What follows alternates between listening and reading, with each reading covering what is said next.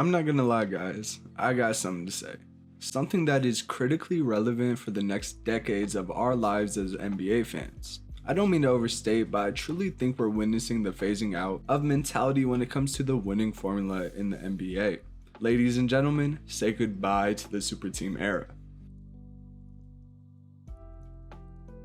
Before we get too deep into detail, let's provide some context to how we got so profoundly entrenched in the super team era in the first place.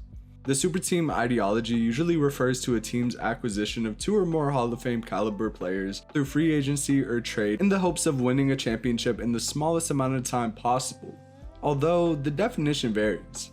The beginnings of super teams actually dates back all the way to the 1968 Los Angeles Lakers, when Wilt Chamberlain joined ranks with fellow superstars Jerry West and Elgin Baylor.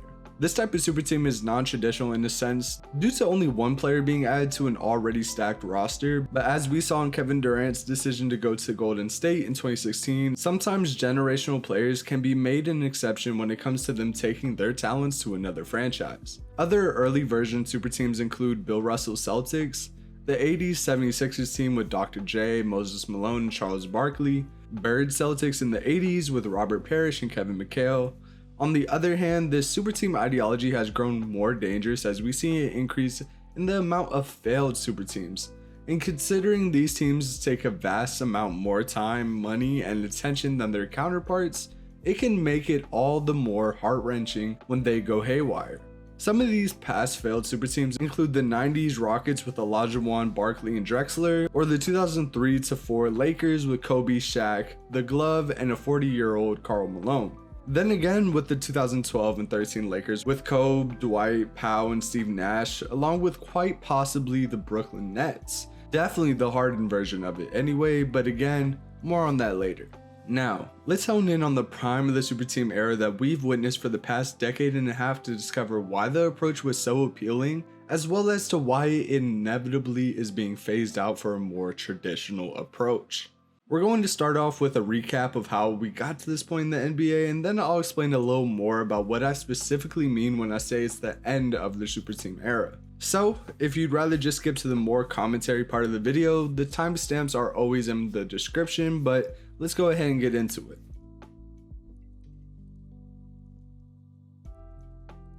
To go back to where it all started for the super team era, we'll have to go back to the 2007 offseason.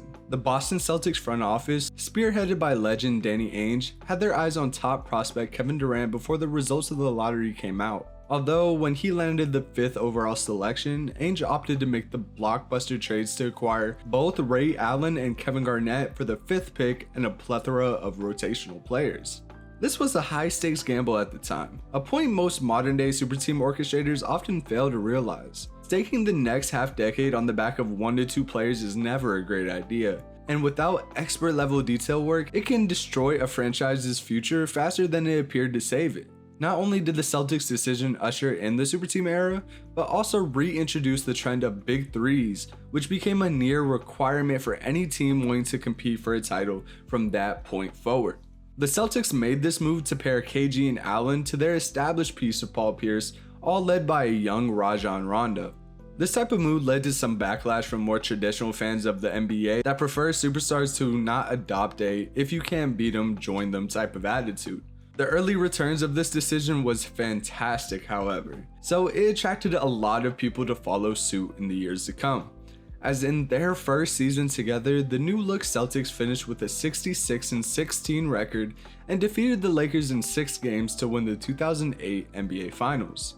As for teams that gave up their star players to Boston, Minnesota posted a 22-60 record, and the Supersonics finished a franchise worst record of 20-64.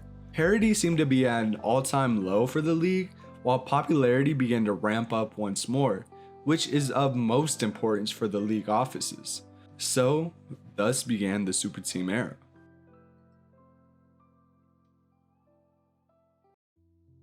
I'd like to pinpoint LeBron's decision in the 2010 free agency period as the beginning of the so-called prime of the super team era. With this decision, LeBron decided to part ways with his home state of Ohio to team up with All-Stars Dwayne Wade and Chris Bosh in Miami. This was like the Celtics decision, but juiced to the million, as LeBron was the best player in the league at the time and Wade had already won a ring as the best player on a finals team. And that's without mentioning the career years Bosh just had in Toronto. After a somewhat rocky start of 12-8, the powerhouse Heat were able to secure the first seed behind a 58-24 record. Led by head coach Erik Spoelstra, the Heat would dominate the Eastern Conference playoffs en route to an NBA Finals showdown with the Dirk Nowitzki-led Dallas Mavericks. While they would go on to lose their first Finals matchup, they would show up to 3 more in consecutive seasons, a feat rarely replicated. In this super team's tenure, they finished with a total record of 224-88, finished 2-2 in Finals matchups, specifically beating the Thunder and Spurs in their Finals wins. In the Heat's stint, they became the first team to win back-to-back titles since the 1998 Chicago Bulls. However, after an ugly Finals defeat at the hands of the Spurs, LeBron would decide to re-enter the free agency class for the 2015 season. This would be the next bullet point for the prime of the super team era, as LeBron would decide to join the young, talented Kyrie Irving while bringing along established all-star Kevin Love to the fold. Many don't hold this team up to the talent of the Heat squad. However, with LeBron's skill and production level taking leaps and bounds with each passing year, it kind of evened out. All eyes were on LeBron, and many had slated the Cavs to be the easy favorites to win the finals come summertime. Although, the Stephen Curry-led Warriors were sprinting into the fold at that same time too. Their finals win was taken away from them in a 6-game bout with the Oakland Natives. It would take the 2016 finals that would onset the climax of the super team era, where the Cavs would return to the playoffs to rematch the Golden State Warriors once more, who had just finished with a 73-9 record, breaking the NBA all-time wins record for a single season. Even after falling down 3-1 to the Warriors, the Cavs surged back on the backs of Kyrie and LeBron's historic performances. Thanks to that, the Cavs completed likely the greatest finals comeback of all time, which prompted the creation of the single most powerful super team of all time. In the 2016 free agency period, worlds collided and paradigms shifted when Kevin Durant decided to join forces with the already established 73-9 Warriors and all-stars Steph Curry, Klay Thompson, and Draymond Green. Not only did this team instantly become favorites for every matchup they were in, including finals odds, but also became the biggest topic on a sports debate show for the next few years. People just could not rationalize why Durant would jeopardize his legacy and make the league so boringly predictable. Only problem was that even with the NBA season being planned out to a T before the first game, it was still as entertaining as ever, with ratings continuing to climb with each passing game. Even though the Warriors were a more homegrown team than traditional super teams, the acquisition of an all-time great like Kevin Durant will swiftly place you in the super team category, as it should. With expectations shooting through the roof once the news of the signings dropped, Warriors had immense work to be done on the accounts of chemistry, divvying up the usage rate, and instilling a winning game plan.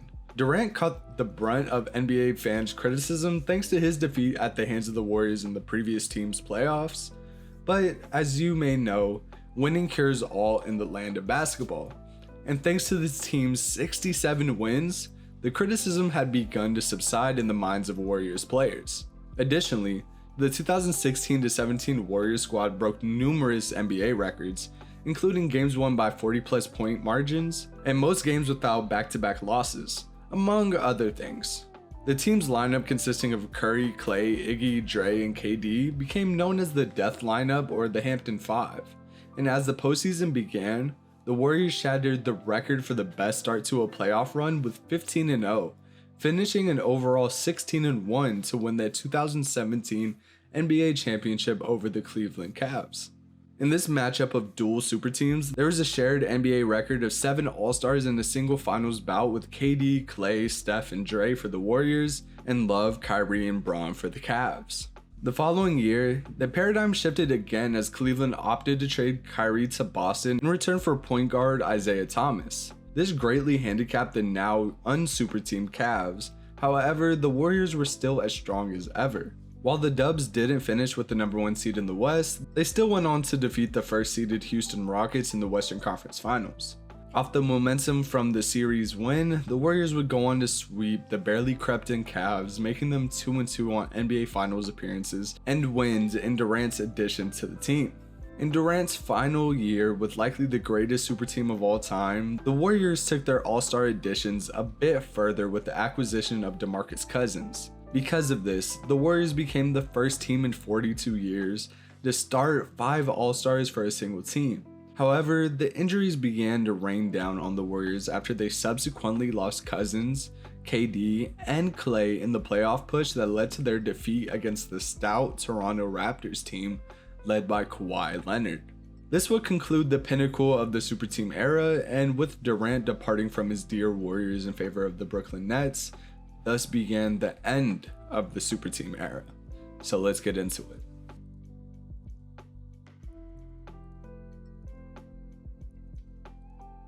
Both moves of LeBron and KD departing their once super teams onto hopefully greener pastures and preferred markets really shifted the strengths of these established super teams. Maybe it has something to do with both of these stars getting older and slightly more limited, or maybe something else. I mean, who's to say? One thing's for sure, the super team era is done for. This is my theory. The winningest teams of the new generation will have 2 superstars max, and most likely will only have 1. Let's examine. Since 2020, which is the year both LeBron and KD departed their super teams to either attempt to create one in KD's case, and LeBron just wanted to be in LA, I presume. Anyways, since 2020, the Bucks have the most wins in the NBA with 176.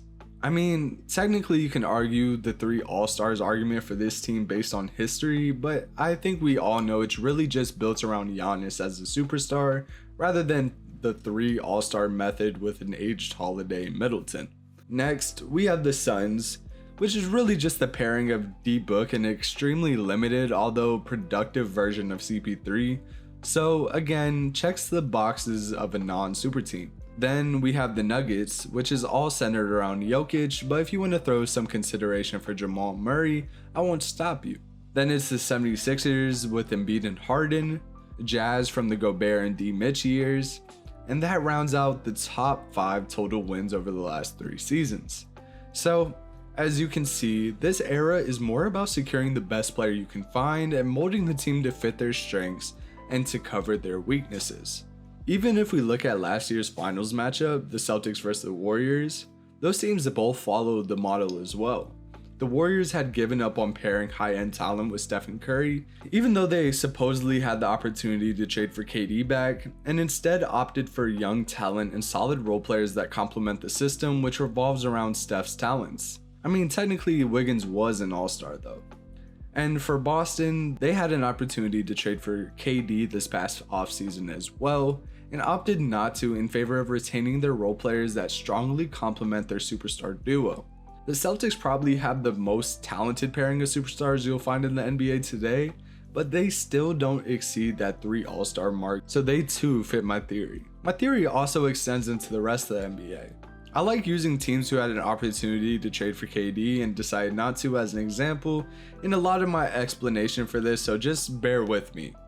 But even with teams with great young stars like Ja in Memphis and Zion and Nola, they all opted to hold pact with their 1-2 all-star teams instead of shifting resources and assets in order to pair their young superstar with the literal top 5 player in the league with Kevin Durant. Let's go back to the Mavericks experiment to pair Kristaps and Luka. Yeah, that didn't work, and the Mavs instead decided to build around Luka and place role players that, complement his strengths and cover his weaknesses. I mean, at this point, it may seem like I'm pointing out the obvious, but in actuality, this is a total shift in mindset for what it took to compete for a championship for like the past 15 years. Before Kawhi and Giannis really began to shift from the super team era with their finals wins in 2019 and 2020, teams were assured that they needed a minimum of 3 all-stars in order to compete for a title, and didn't really give much consideration to their rotational players. Like, let's look at the winningest teams from the prime of the super team era. Let's just call it 2010 to 2019. First, we got the Spurs with Kawhi, Duncan, and Tony Parker, but I'll concede that that team is really an outlier from everything super team related. Anyways, second was OKC, who initially had the trio of KD, Westbrook, and Harden, but upon KD and Harden's departure from the team, they scrambled to replace that talent with names like Paul George, Victor Oladipo, Serge Ibaka, Jeremiah Grant, among others. The Rockets tried their hand at pairing Harden, CP3, and Capella together, although to no avail. I'm sure we all remember the Lob City Clippers with CP, DeAndre Jordan, and Blake Griffin too. I mean, I could go on, but I think you get the point. And before we wrap up, let's make a note of what happened to KD and LeBron's attempts at creating super teams in the new generation. Well, for LeBron, he saw his greatest success paired with one other superstar and other talent focused on role players that complemented the team. And how does Bron find himself in the losing situation he is in now, when the team decided to move off of their deep roster in favor of another all-star, making the total 3 in Russell Westbrook? I'll let you guys make your own conclusions with that info, but you should know where I'm coming from by now. And KD, his Nets opted to do what? Oh, trade their third superstar and instead reprioritize roster depth and acquire guys like Yuta Wannabe, Royce O'Neal, Seth Curry, Ben Simmons, TJ Warren, and Cam Thomas. Instead of teams bending backwards to get a competitive enough trio to get their roster to replicate the top heaviness the entirety of the NBA was showing in the super team era, they now opt to develop their rosters, draft well, and focus on securing a good coach that can instill a positive culture. Maybe I'm late with this, but I haven't seen too much dialogue on this change of the guard. And I think it will be very interesting to see how the 2020s finish out in regard to finals winners and how often it'll be a team with 2 or less superstars, as opposed to the former ideology that was literally just the opposite mindset. But hey, I'm no psychic. Luka might join the Lakers this offseason and blow everything up for all I know.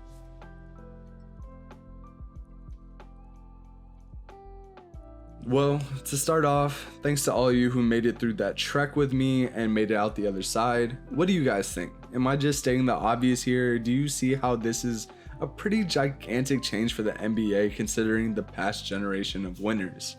Whatever you think, let me know down below, but before you do that, please leave a like on the video and subscribe if you want to see more sports content and sometimes other things from me. But this video has been made by Underdog. Peace.